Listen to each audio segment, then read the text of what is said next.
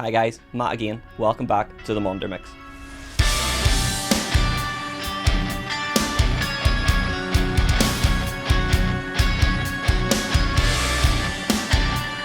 So last night it was the Linkin Park announcement, and in the space of the hour they announced they're back. They have a new singer in Emily Armstrong. They have a new drummer that they didn't really mention a lot about. They have a new album coming out in November and a world tour that starts in 3 weeks, which isn't really a world tour, it's a couple of dates around the world, but either or, they're back. I'm very on the fence across the whole board with this. I'm very excited they're back. Hybrid Theory, for anyone my age, is always going to be in their top 10 albums of that year or even of all time. But there was something not there last night, and obviously Chester being it, but we all knew that there was going to be a new singer, and to be fair, this video is going to have a lot of varying opinions, and that's the key word here, it's my opinion. And also I want to know what you think. So first of all, they started the show at 11 o'clock UK time with a new song called The Emptiness Machine, and I just felt it was a bit empty. It took about half the song for Emily to even get in with the band, and on first impressions I thought, oh, this is cool, we've got a new singer, like a female singer, that's amazing. We did speculate it was going to be a female singer after Bonnie Fraser from Stand Atlantic did such an amazing job with them before on one of the covers. I can't remember which one it was off the top of my head, but there was just something there that just felt very empty to me. And listening back to the actual recording of the new song, it's a hell of a lot better than the live one. So I know Nerves is going to play a fact. The fact that it was streamed, the fact that it was the first time that they've had a full band together in 7 years, like, I get it, I totally get it. But for me, there was just something not there.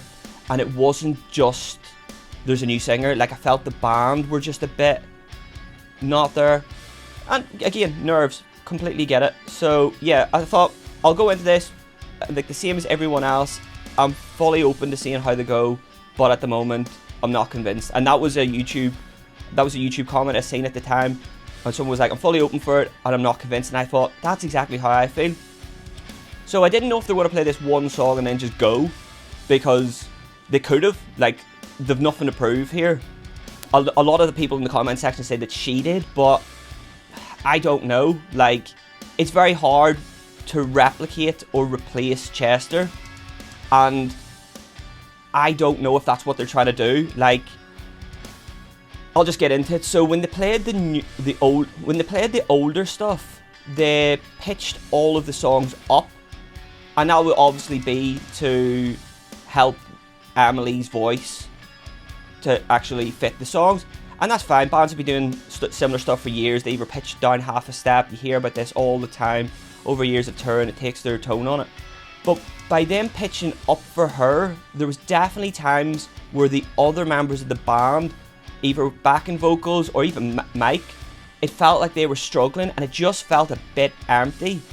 Like, one key point for me that I felt, oh, this is a bit odd, was they were playing, I can't remember which old song it was, let me just have a look. It was Numb. They were playing Numb, and there was a bit where Emily and Mike both pointed the mic to the fans to sing, and the fans were singing in the original key, and it was only for like a split second, a few seconds, whatever, and it felt very, very odd.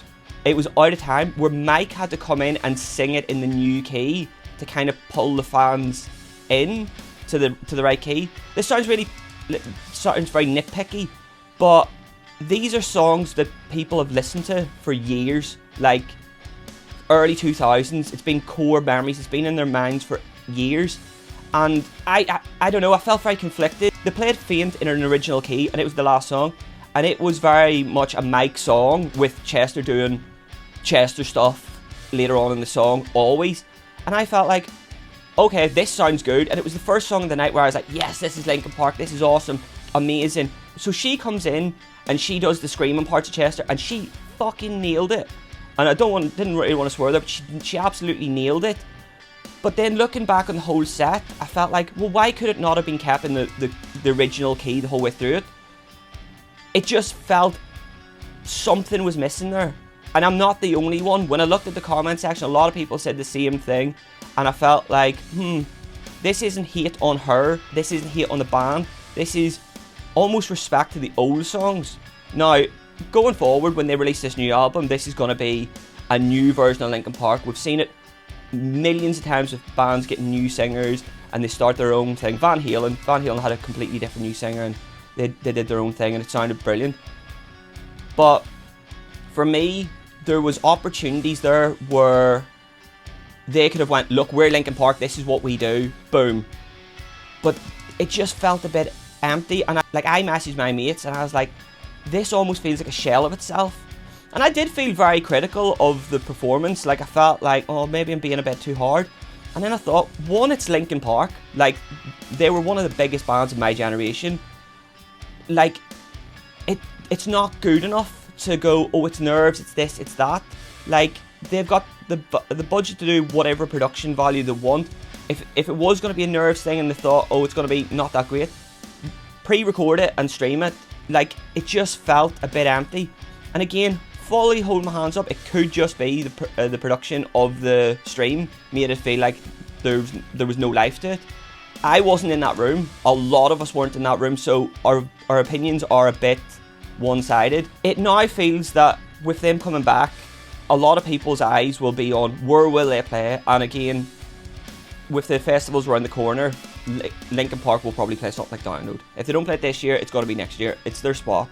If not, it'll be a headliner spot for Leeds or Reading. One of the key things I said last night when I was speaking to my mates was Linkin Park will have a fan base that will see them no matter what. And I would as well.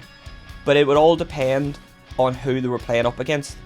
So say, for example, they said they were going to play they're playing the O2 in London. Now, I'm not going to go down to London for it because I've got tickets to see the Sex Pistols in Manchester. Say, for example, it was just a Manchester show, 100% would go without fail. I want to be convinced, I want to feel Linkin Park is back, or the new version of Linkin Park is here, and I'm not quite there. And say, for example, they were headlining Download on the Saturday, and the band on the second stage was, I don't know, The Architects. I'll go see The Architects because I know how tight they are, how good they are, and I'm not putting a risk of, oh god, that wasn't great, or whatever. I almost felt conflicted making this video because I don't want to project it's not negative, it's just, I'm not fully convinced. I feel it's important to, because to be fair, I got a DM the other day from someone for the channel and went, love the videos, but they're always very positive. I'm not seeing the negatives. And this isn't me making this because I see a negative in it. I'm making this because this is genuinely how I feel.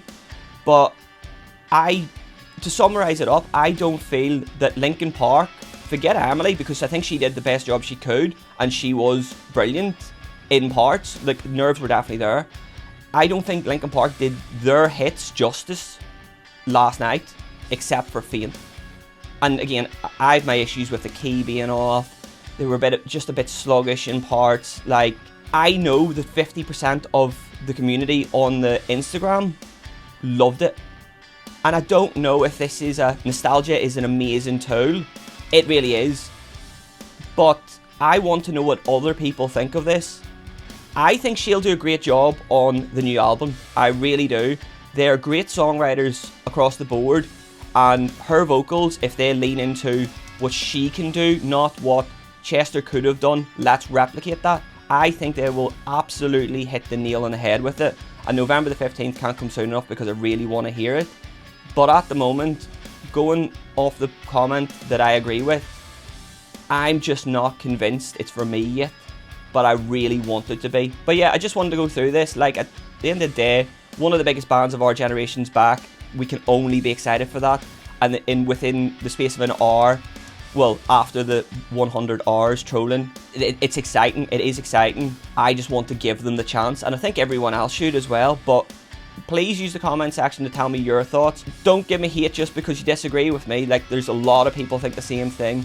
And one point that I want to kind of put across is a lot of people were giving her hate in the comment section of the Instagram live last night because she was a woman, and I just think that's disgusting. Like, there's no need for that. Like, she is a great singer. Okay, she's not Chester, but no one's Chester. Like, they've 7 years without Chester. These guys have a career to make and move on and develop, like, become a different band, because they will have to become a different band. They're not going to be the Linkin Park we know. But for her to receive that hate because of her gender and who she is, I think that is absolutely disgusting, and I disagree with that completely. At the second she walked out on stage and she started singing, it piqued my interest and thought, do you know what, this could be it, because Chester's singing style, when it was clean, was very, I don't want to say the word feminine, but in that vocal range. Like, I don't know what the musical term would it be for it, but he was in that vocal range, so she killed that, and she killed the screaming in parts as well. But when literally had it open, I could see people going, this isn't it, this is awful, hate her, and stuff, and I'm like, this is awful. So if the comment section is going to be filled with that, I don't want to hear it. But anyway, thank you, and I really want to hear your opinion on this, and I really hope that this is a new start for Linkin Park and we can all enjoy it. But yeah, you heard it here. I personally think they'll do Download next year, because it's the biggest platform for them in the UK, and it will get the crowd, even if it's just out of interest. But thank you so much for listening, and I hope you have a great day.